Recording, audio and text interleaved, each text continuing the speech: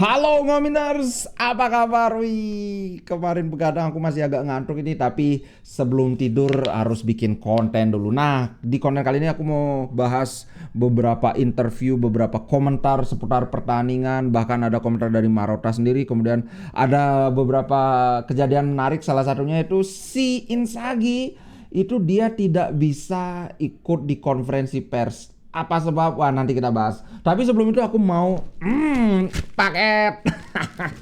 Kita ini dulu, kita unboxing dulu. Alright. Langsung saja kita buka. Oke. Jeng jeng jeng jeng. Monster lagi-lagi ini gara-gara dikasih tahu sama Bro Darmianto, beli ada monster yang varian baru, langsung aku pesan. Ini bagusnya aku tertarik karena ini kelihatannya oke banget. Udah ada layar ininya, layar LCD-nya gitu. Kita langsung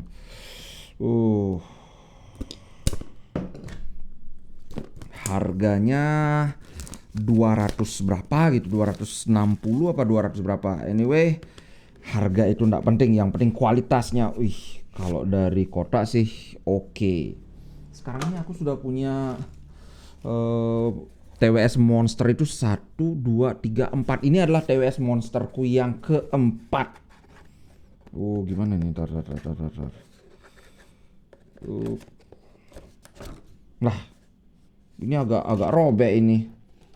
Apa memang gini? Enggak, kayaknya ini agak robek. Nah, apa yang penting fungsi TWS-nya semoga berfungsi dengan baik. TWS-nya mungil saja, isinya ada kabel sih mestinya. Coba kita lihat. Ini pasti kabel isinya. Oke, ada buku petunjuk, kemudian tentu saja kabel Type C. Tapi itu nggak penting. Yang penting itu TWS-nya kayak gimana.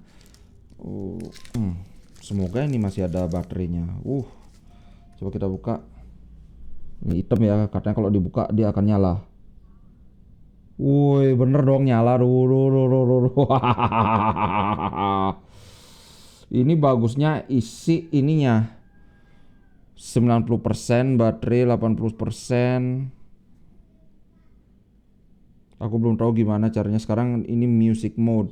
Oke, langsung saja kita keluarin. Wah, ngeluarinnya kurang asik. Agak harus diinikan. Kita cek dari ini pas banget di kupingku. Kita cek dulu suaranya kayak mana. Alright. Ini adalah Air Mars XKT20 per. Semoga bagus ini, semoga bagus. Soalnya ini ada LCD-nya, masa jelek kan. Connected. Oke. Kita langsung setel lagu dari Spotify aja. Lagu apa yang oke, Pink Venom deh biar ada bass sama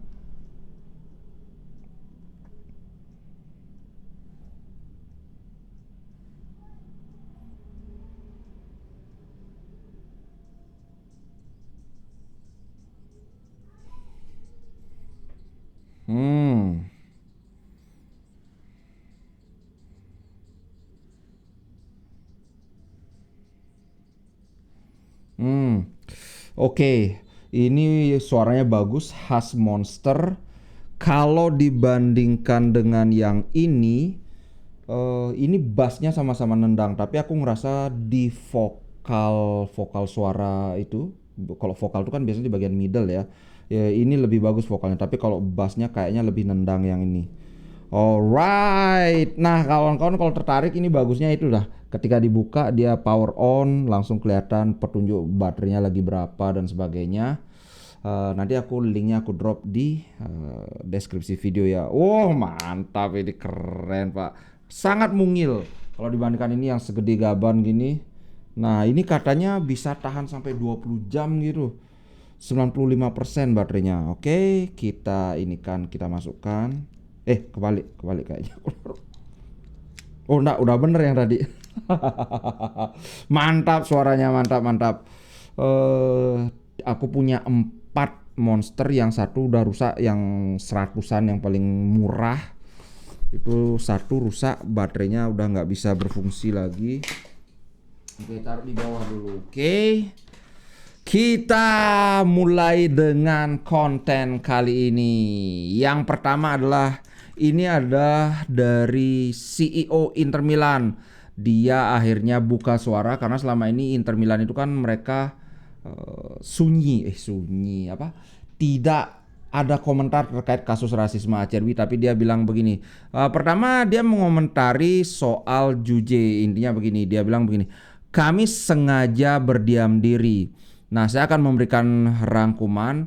Ini adalah babak yang pahit, babak yang jelek lah intinya untuk sepak bola Italia. Tidak peduli dari point of view, dari sudut pandang mana kamu menilai. Nah, kami meminta pemain memberikan keterangan tentang apa yang terjadi di lapangan. Dan dia memberitahu kami kebenaran yang objektif dari sisinya. Nah, kalau kebenaran yang objektif tapi dari sisi dia itu kan harusnya bukan objektif tapi subjektif namanya. Anyway, kami tidak memiliki keraguan terhadapnya dan tidak ada bukti tentang episode itu, sehingga kami bergabung dengannya dan bersama lawyer Capellini dalam hearing yang dilakukan oleh kantor kejaksaan FA. Nah, kami melawan semua bentuk rasisme dan kami ada di sisi Juan Jesus. Tapi bagaimanapun juga ada aspek legal yang harus dihormati. Keputusan itu harus dihormati. Kemudian dia berkomentar lagi tentang Acerbi. Kita berbicara tentang seorang pria yang sangat serius, yang memiliki isu kesehatan serius di masa lalu, yang tentang dia menginikan cancer. Hampir aku bilang kanker. Kanker. Nah dia tidak bisa mengambil atau memandang hal-hal seperti ini secara ringan. Kemudian saya mempertimbangkan apa yang dikatakan Acerbi kepada kami dan saya tidak memiliki keraguan untuk mempercayai versi dia tentang kejadian itu. Tapi saya bukanlah hakim, sehingga saya tidak akan mengizinkan diri saya untuk membuat penghakiman selain dari mengemukakan apa yang sudah terjadi. Acerbi memberikan versi dia yang mengatakan bahwa tidak ada motivasi rasial sama sekali dalam kejadian itu. Kemudian versinya Jesus beda lagi. Tapi lagi dia ulangi, saya tidak akan membuat penghakiman. Acerbi adalah seorang pria dan seorang pria itu maksudnya seorang laki gitu. Dan orang yang sangat sensitif. Nah, tentu saja dia marah dan kesal dengan situasi ini dan dia sudah diserang dari berbagai sisi dan juga ada ketegangan dari dia sendiri. Tapi saya bisa mengandalkan dia sebagai seorang yang selalu menghadapi hidup ini dengan determinasi yang tinggi gitu sih pada intinya. Ya pada intinya normatif saja sih, kan dia bilang sendiri bahwa sengaja kami diam saja selama ini. Tujuannya apa ya? Pasti untuk tidak tidak menyalakan api yang tidak perlu, tidak memanas-manasi, karena kadang-kadang kita salah ngomong dikit aja orang panas gitu kan. Kemudian Inter juga, ini adalah berita yang menarik bahwa selain bahwa Inter bersama dengan Acerbi, tapi di sini juga dibahas tentang bagaimana pendekatan Inter secara taktik dalam pertandingan kemarin lawan si Empoli itu. Nah, ini yang aku bilang menarik, Bang. Seharusnya yang sebentar ini kok kurang. Nah, seharusnya yang ikut konferensi pers itu kan si Inzaghi kan. Tapi ternyata yang hadir di konferensi pers itu adalah si Faris. Yang terjadi adalah Inzaghi kehilangan suaranya setelah pertandingan ke-100 yang dimenangkannya bersama Inter. Nah, ini si Inzaghi itu teriak-teriak saking semangatnya di ini Inter, sampai-sampai suaranya serak gitu sehingga tidak bisa ikut konferensi pers. Nah, ada beberapa komentar yang menarik dari Faris. Tentu yang paling menarik adalah bagaimana dia mengomentari mobilitas para pemain Inter, terutama para pemain bertahannya. Nah, dia bilang begini, eh ini kembali pada quality dari para pemain. Kami mengungkapkan ide dan semacam sheet music, kayak lembar musik itu kalau orang bikin komposisi musik. Nah, kemudian itu terserah pada para pemain bagaimana mereka performing, bagaimana mereka memainkan musik atau ide itu, dan mereka melakukannya dengan sangat baik. Taktik berjalan dengan sangat bagus, mobilitas dari para pemain bertahan dan juga para gelandang yang mengcover area ketika para pemain bertahan ini maju ke depan. Itu semua adalah teamwork. Ini yang berkali-kali aku tekankan, bro. Makanya ada yang bilang, wah, yang ngegol defender melulu, ini striker kerjanya apa gitu kan, ada yang komentar begitu. Ya, kerjanya salah satunya seperti yang dibilang itu bersama dengan midfielder mengcover area ketika para defender ini maju ke depan. Seperti yang kemarin Lautaro Martinez, aku akan bahas nanti lebih dalam karena lagi-lagi Lautaro Martinez diserang. Wah, jual aja, mending beli Osimhen. Lautaro Martinez itu kemarin banyak yang bilang jelek. Aku nggak ngerti gimana jeleknya Lautaro Martinez. Dia tuh bikin 4 umpan kunci. Kipas ada 4 loh. Bayangkan kalau kipas ini semua berhasil di-convert menjadi gol. Bagaimana kemarin Lautaro turun ke dalam melakukan pressing, benar-benar merusak build up yang berusaha dibangun oleh para pemain Empoli. Lautaro bagus loh mainnya, walaupun dia nggak ngegol. Aku sih nggak peduli, aku selalu bilang bahwa Lautaro sejelek-jeleknya Lautaro, walaupun dia nggak ngegol, dia itu tetap kontribusinya besar. Nah, kemudian hal yang menarik berikutnya adalah Lautaro sudah tidak mencetak gol ini selama 4 pertandingan. Jadi ini adalah pertandingan keempat secara berturut-turut di Serie A. Dan dia terlihat agak kesal ketika diganti. Kemudian komentarnya Faris adalah begini. Dia adalah pemain terakhir yang tiba dari international duty, maksudnya dari timnas kan. Melakoni perjalanan paling panjang. Dia adalah kapten kami dan selalu bersedia atau selalu at our disposal, itu artinya bisa dimanfaatkan atau dimainkan kapan saja secara mati-matian kayak gitu. Nah, tapi dia bisa merasakan ini, diizinkan, kalau di sini dia pakai kalimat dia diizinkan untuk merasa sedikit lelah. Jadi memang benar dia tidak mencetak gol, tapi pekerjaan yang dia lakukan dan striker lain itu membantu tim ini dan itu sangat penting. Nah, berarti kan sama omongan dia sama aku, walaupun dia nggak ngegol, nggak nyetak assist juga, tapi ya apa yang dia lakukan untuk tim itu sangat penting. Begitu. Kemudian dia juga berkomentar sedikit tentang Acerbi. Nah, apakah ini aku liatin, apakah Inzaghi bertanya kepada Acerbi jika dia ready atau dia siap untuk menjadi starter? Dia bilang gini, tentunya pelatih yang membuat keputusan akhir. Francesco kembali. Nah, ini adalah ada hari yang gonjang-ganjing selama beberapa hari terakhir ini. Nah, tapi ketika dia memberitahu kami bahwa dia absolutely jelas-jelas tidak menggunakan frase yang rasis, kami semua ada bersama dia. Dan saya ingin menambahkan juga bahwa saya telah mengetahui Francesco sejak dari Lazio. Dia adalah seorang lelaki yang baik dan dia sama sekali bukan seorang rasis. Nah, ini adalah insiden yang nasty itu maksudnya kotor, menyebalkan atau nggak enak lah gininya insidennya. Nah, kami harap ini sekarang ada di belakang dan kita bisa kembali untuk berbicara tentang sepak bola saja.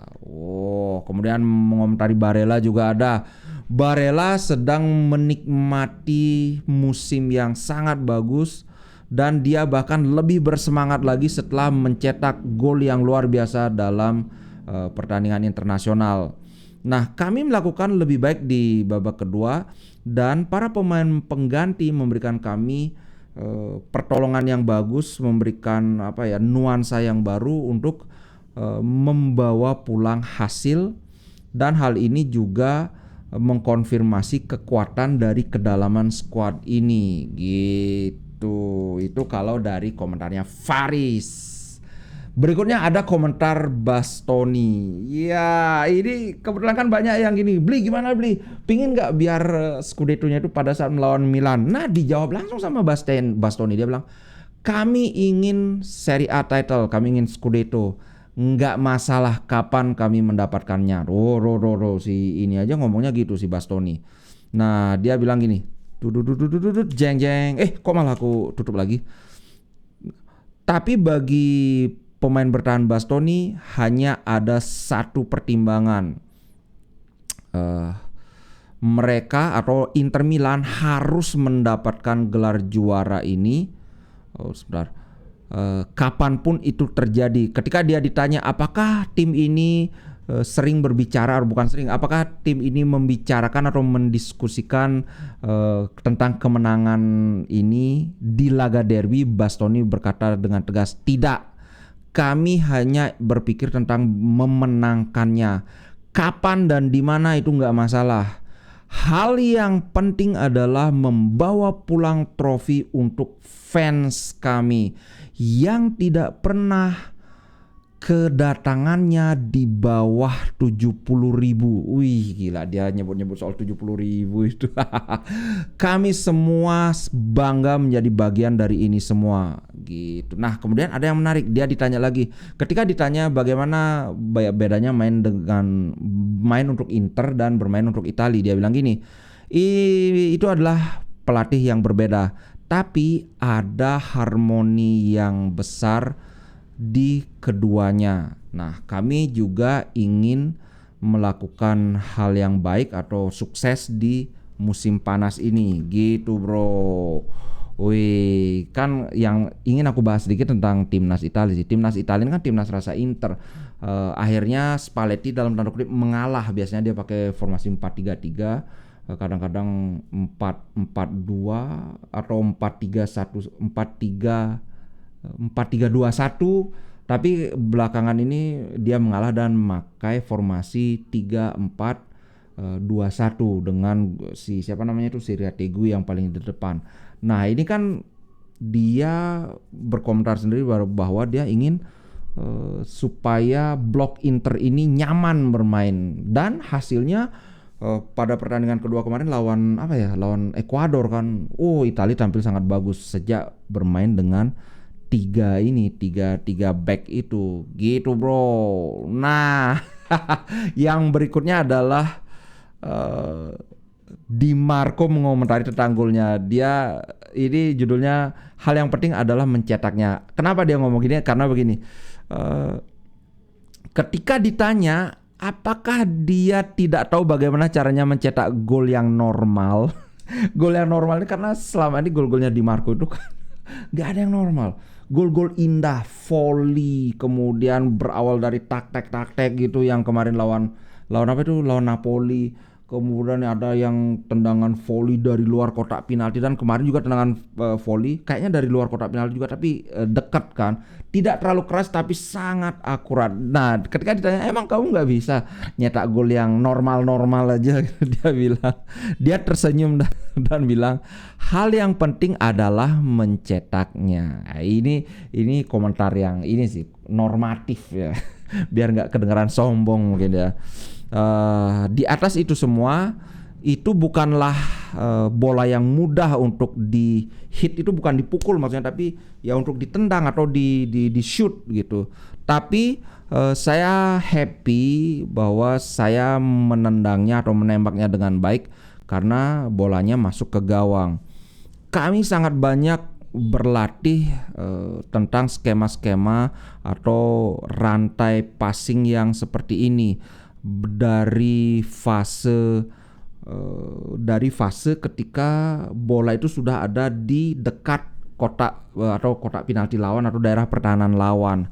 High up the pitch itu ya, high itu maksudnya ya di dekat ini lawan, di dekat daerah pertahanan lawan gitu dia bilang. Nah, kami happy bahwa hal yang kami kerjakan saat latihan bisa muncul di pertandingan. Nah, kemudian dia ini confident banget, dia bilang ketika ditanya bagaimana gol pembuka dari Di Marco itu mempengaruhi pertandingan, dia bilang gini, saat tim datang untuk bermain di San Siro itu tidak pernah mudah. Ini maksudnya kalau Inter main kandang, ketika tim lain datang ke San Siro untuk bermain itu ini nggak pernah mudah. Jika kami langsung mengambil keunggulan, maksudnya mencetak gol lebih dulu, nah tentu saja itu akan menjadi downhill. Downhill itu maksudnya jadi lebih mudah bagi Inter, lebih susah untuk musuhnya gitu. Downhill itu jadi kayak menurun gininya. Gimana kalau kita naik sepeda downhill itu kan lebih gampang kan daripada kita menanjak gitu.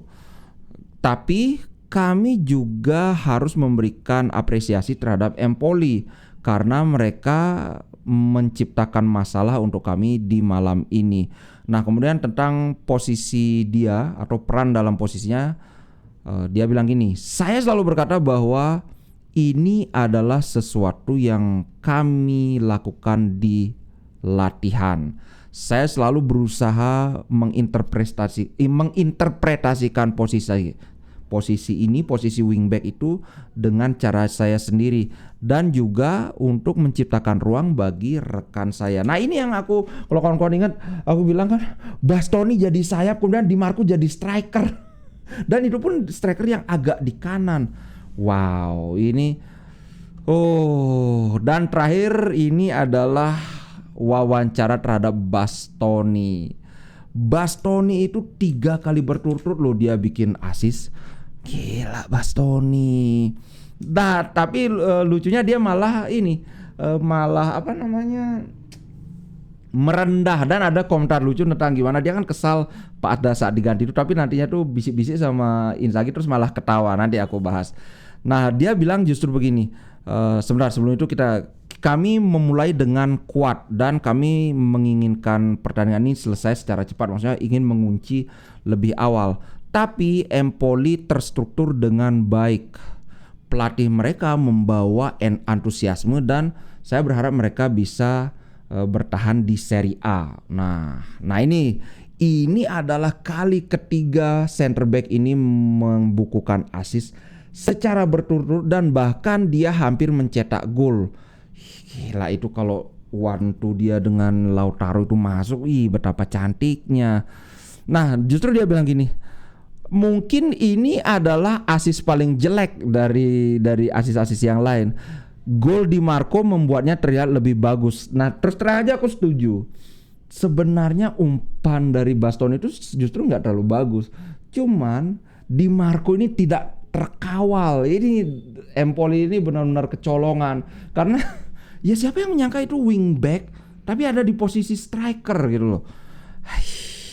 Kemudian kami happy karena kami baru saja datang dari break international duty dan tidaklah mudah untuk mendapatkan poin setelah berkelana ke penjuru dunia gitu, dia bilang. Nah, ini betul.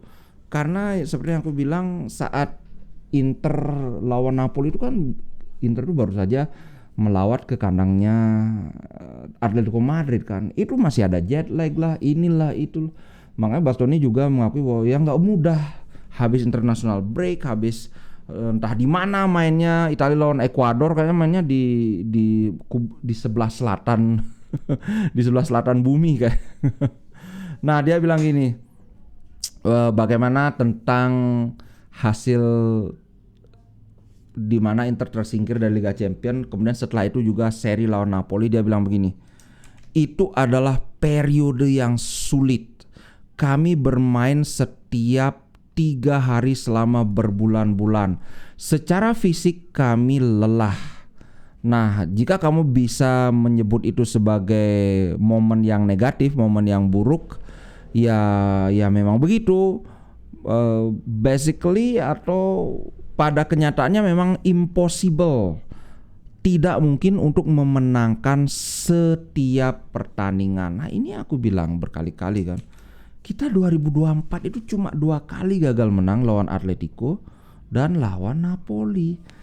So Bastoni kemudian mengkonfirmasi, sehebat-hebatnya tim itu nggak mungkin bisa memenangkan semua pertandingan. Bahkan Manchester City pun tidak 100% menang. Kemudian siapa lagi yang sangat hebat ya? Real Madrid apalagi? Real Madrid udah pernah kalah juga kan. Nah, kemudian kenapa dia ketawa sama Inzaghi itu adalah begini. Dia bilang gini. eh Inzaghi membisikkan sesuatu pada Bastoni dan kemudian mereka sama-sama tertawa ketika Bastoni diganti. Apa itu? Nah, kalau kawan-kawan ingat dia kan sempat nendang sesuatu, nendang itu pas diganti kan, dia bilang gini. Nah, dia berkata bahwa saya lelah dan saat saya tidak sprint ke depan, itu artinya saya perlu istirahat. Ini adalah sebuah joke dan itu lucu, menyenangkan. Kami tidak peduli bagaimana kami melakukannya, kami hanya ingin memenangkan title ini untuk para fans. Ini yang tadi sudah sempat aku bahas, aku tidak akan bahas lagi ya. Nah, jadi kayak kamu habis ngoper itu harusnya kamu kalau one two harus sprint ke depan. Nah, beberapa kali kan dia nggak sprint lagi, berarti sama Inzaghi bilang, kalau kamu nggak sprint berarti kamu udah capek. Kalau capek saya ganti gitu dia bilang. Dan habis itu si Bastoni ketawa. Nah kemarin ada yang sempat bilang bahwa wah kok kayaknya suasana ruang ganti Inter dingin aja ya.